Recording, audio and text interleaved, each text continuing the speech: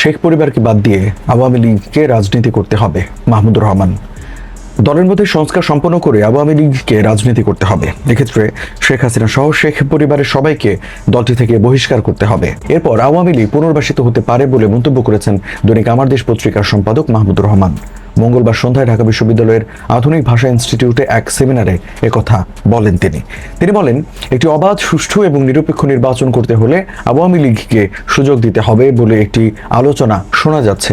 সংস্কারের আগে দলটিকে পুনর্বাসিত করার সুযোগ নেই। বিপ্লবোত্তর বাংলাদেশে এই প্রশ্নই উঠতে পারে না। তিনি আরো বলেন, নতুন দলের মধ্যে সাংঘর্ষিক বিবৃতি দেখতে পাচ্ছি। দলীয় বয়ানে দলটিকে গুরুত্ব দিতে হবে। পলিটিক্যাল বক্তব্যে কোনো সুবিধা নেওয়ার চেষ্টা করা যাবে না। দলের বক্তব্যে সবাইকে সন্তুষ্ট করার প্রচেষ্টা দেখতে পাচ্ছি। মনে রাখতে হবে, রাজনৈতিক বয়ানে সবাইকে সন্তুষ্ট করা যায় না। আওয়ামী লীগকে নির্বাচনে নিতে আন্তর্জাতিক চাপ আসবে জানিয়ে তিনি বলেন, সেই চাপ মোকাবিলা করতে হবে। ষড়যন্ত্রকে মোকাবিলা করতে হলে জিরো পলিটিক্যাল চ্যালেঞ্জ মোকাবিলা করতে হবে। এ সময় মার্কিন জাতীয় গোয়েন্দা বিভাগের প্রধান তুলসী গেবার্ড ভারতে বসে অপপ্রচার চালাচ্ছে বলেও মন্তব্য করেন তিনি।